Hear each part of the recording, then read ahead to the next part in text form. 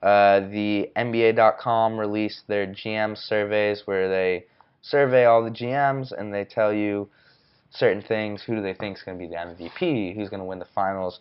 Whatever. So right now, the predictions are of who's going to win the 2019 NBA Finals. 87% said Golden State, 7% Boston, 7% Houston. You surprised the Lakers not on the list? Lakers aren't gonna make. They aren't gonna make the finals. Let's be real here. It's the Golden State Warriors. Yeah, I mean, I don't disagree. They signed Boogie. They are the evil empire. I mean, LA looked fun to watch, though. If you've watched any of their preseason games, their games against Denver, they're going to be a very fun offensive team to watch. Defense, I don't know. I mean, it's going to be a little shaky at times. They've got some good defenders, but there are a lot of times the lane was just wide open. But on offense, tough when your best player is 170th best defender in the NBA. Oh man,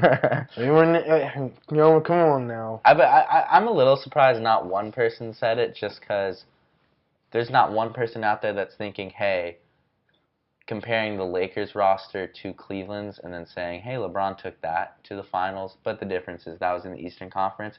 And I also think Cleveland's roster wasn't as bad as people think. I think Cleveland's going to make the playoffs. Yeah, it's a little bit of a wild take, but I think Cleveland's going to make the playoffs now. Is Kevin Love better than any player on the Lakers aside from LeBron? You probably, right? I think so. And, Kevin Love actually played really, really well in the playoffs. When Kevin Love is the number one guy, let's not forget, when he was with the Timberwolves, there were a lot of 30-20 games he had, 30 points, 20 rebounds. Like, Kevin Love has that potential to be, like, a transcendent talent. Well, I don't know about transcendent, but he has the ability to be, like, the guy, but we don't know if it's on a winning team yet, because that Minnesota team was horrendous that he was on. But, let's keep looking through here. Right now, 538 has the Cavs going 30-52, so they're going to win more than that. Less than a 1% chance to I think they're going to win more than make. Oh, here, sorry, it's actually 18% chance to make the playoffs. We'll see. I mean, they're better than the Magic. How are the Magic? They would need Sexton to be really good for them to make the playoffs. But I don't even know if the I think it'll be fun to watch Love, but that Love was also 6 years ago. But also, there's the GOAT himself, Cedi Osman, the successor to LeBron. Cedi Osman. LeBron always seems like he loved him. Cedi is the GOAT, man. Watching him, actually, he hit a pull-up three in Terry Rozier's face, and it looked so natural. I was just like, just get used to this, guys. Yeah. This is just Cedi. This is how Cedi is. So let's stay in the Western Conference. I think so. Right now, the top 5 teams in order of projected standings, according to the GMs, are the Warriors, Rockets, OKC is 3, Utah, and then the Lakers at 5. How do you feel about those rankings? I think record-wise, I think Utah is going to have a better record than the Lakers. But I think once it hits playoff time, the Lakers have too much experience, and also they've got just too much talent. The Lakers don't have experience. Well, they have LeBron, they have JaVale, they have Lance, they've got. Yeah. I mean, those guys have more experience than those Utah guys. I mean, Donovan Mitchell, don't get me wrong, is really good, but I mean, he's not LeBron. So. Yeah, I mean, I think it makes sense regular season with the Lakers at 5. Last year we sort of got the vibe that LeBron doesn't care about the regular season anymore. We'll see whether that's the case or not. Was it just because he knew his Cleveland team had no chance to win? And moving to LA, he needs to make sure that his new team is able to mesh better. So maybe he'll take more focus in the regular season. I wouldn't be surprised if they rested him a good bit. Or maybe not. I could see either way. Like, there's an easy argument for either way. LeBron's older. Make sure that he gets his rest. He's not going to add to his legacy by winning any regular season. The whole purpose behind them getting guys like Rondo and Stevenson and Beasley was to get guys who can run a team. Because Rondo, I mean, he's a maestro. I mean, if you watched any of the preseason games, like the passes he makes, if you've watched his career, he can run the offense in the absence of LeBron, And then Lance, he can make those defensive plays and defensive stops and some offensive highlights that you would have if LeBron was on the floor. I mean, he's not LeBron, but. And then Michael Beasley is a guy who can make his own shot. So I think these guys are like, they're fractions of LeBron being put out on the floor in case LeBron gets too tired, just to make sure he's fresh. Yeah. I mean, I still think the one issue the Lakers will have is shooting, because the teams that LeBron's done well on have always had great outside shooters, and you have Rondo's going to get minutes, Stevenson. Rondo's improved his three-point shot, though. Get out and of here. so is Lonzo. Rondo made 3 threes last night, man. Deal with Lonzo as well. Brandon Ingram's improved. Kyle Kuzma's improved. I think obviously Josh Hart is Ingram, a good 3-and-D guy. Ingram and Kyle Kuzma are going to be the guys that I think LA is expecting them to be really good next year and take that next jump, especially with Ingram. And if they do that, they're going to be a really good team. Also, Tar Heel plug, Joel Berry had, 5 points last night? He actually looked pretty solid on offense. It was actually pretty. He hit a pretty important pull-up 3.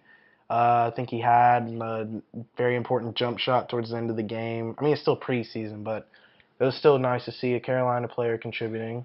Yeah, and he's on the same court as LeBron. It's pretty cool. He's on the biggest stage in basketball. So. Yeah. So moving down the list, a question they asked the GMs is if you were starting a franchise today and could sign any player, who would it be? The top 5 is as follows: Giannis, number 1, then Anthony Davis, Kevin Durant, LeBron James, and Stephen Curry. And then Joel Embiid. Who, interestingly enough, Karl-Anthony Towns was 29% last year, not on the list at Karl-Anthony Towns, when you look on this list, he was for a lot of these last year, but now it's like Minnesota the top 8 too of the playoff list. So it's because they're not gonna have Jimmy. They're not gonna have Jimmy. I mean, you don't know that. We all knew Jimmy. You don't know that. No, Jimmy's not gonna. If they keep Jimmy, they're making a mistake. They need to go ahead and get value out of it. But so what do we think? Do you think Giannis is the guy? Who would you take? I'd take Anthony Davis, TBH. I mean, Anthony Davis, he can shoot already. I mean, one of the knocks against Giannis is that he can't stretch the floor. Anthony Davis can already stretch the floor. Anthony Davis, I hate to agree with Max Kellerman, but I mean, Anthony Davis this year or the next year, he's going to be like the top player in the league, and you'll see it very soon. But I don't know. I mean, some of these guys are just obvious, like Kevin Durant, LeBron, and Steph. It's like, well, duh. Yeah, I mean, I don't think I would take Giannis. I think I would take Anthony over Giannis. I think Giannis would be a better team player. Yeah, but I mean, the talent with Davis is way better, and he's younger. But I would actually. Is he younger? I thought Giannis was younger. No, sorry. I'm saying like compared to the LeBron and Durant. I would actually, I think, take Durant if I had to start a team, because I think I'd rather take the next 5 years knowing that I will have the best player in the league over the next 5 years than Giannis. And Durant's shown that he knows how to win now, and he has that, that killer instinct has started to grow inside Kevin Durant. You've seen that in the last 2 finals. And if he left Golden State, that will to win that one championship, that would just cement his legacy, because he needs to get a title. He needs a title away from Golden State. Yeah, so I don't have that asterisk by him anymore. I had it for the first one just because I was salty. I still have it. I still kind of have it, but I mean, when you watched him play, there were times where you're just like, wow, this guy's just flat out an all-time great. Yeah, and it's just the combination of being 7 foot, being one of the top 5 greatest shooters ever.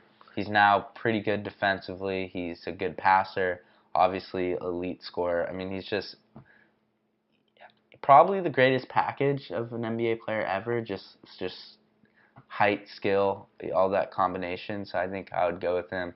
He's a proven winner. You know what you're going to get in the next 5 years. Not entirely sure with Giannis. And it's the same with Anthony Davis, as there's question marks about them being winners. Whereas with Durant now, I think that's been pretty much answered. Another interesting thing I saw was Steph Curry was the top point guard in the NBA. Are you surprised? I'm a little surprised by that. I'm surprised Chris Paul wasn't high on this list. I mean, he's tied for 3 with Kyrie. I'm surprised they put Westbrook so high. And then Harden's also 5th, by the way. Yeah. He's probably low because they don't know. He's also 73% best shooting guard, so people probably put him as a point guard. Yeah, I think Chris Paul's gets a little bit of disrespect, especially after you saw how much he meant to the team last year, and as soon as he goes out, I mean, I would say Chris Paul is a better point guard than Steph. Yeah, I wouldn't go that far, but I think I'd put Chris a better second. point guard, and in terms of positional. Who would you rather have at point guard, Curry or Paul? Now, who's the better? Chris point Paul. guard? Chris Paul plays defense. Okay. Well, yeah. Chris Paul plays good defense. I mean, Chris Paul can shoot now. I think Paul is second. I mean, after that final, it's like he carried his team on I don't know, but like that series with the Rockets, though, Chris Paul was just outstanding. Yeah, but, I mean, Curry, this dude's a 3-time champion. Yeah, Curry was like a freaking sieve on defense. Yeah, let's see. Is there anything else more interesting? Lakers most improved in 2018. Wonder why. Best defensive player is Rudy Gobert tied with Kawhi Leonard. And Anthony Davis is 4. Yeah, but I mean, it's hard to argue. Kawhi is a beast. He didn't play last year, so a little bit surprised that. I'm surprised he's this high. Yeah. Here's the defense. Yeah, I mean, Durant got 5th. You know, that shows a lot for where Durant has gone. Yeah. In how his career's progressed. I think personally Kevin Durant's better than LeBron at this point in time. Yeah, I mean, then coaches, Brad Stevens getting on. I don't think there's anything. Oh, this is boring now. I don't care about Chris Paul voted as will be the best head coach. That's a player. The player's the fastest with the ball is Russell Westbrook. That's interesting. Don't be surprised if De'Aaron Fox moves up that list to number 1 soon. Yeah, he had a crazy play last week.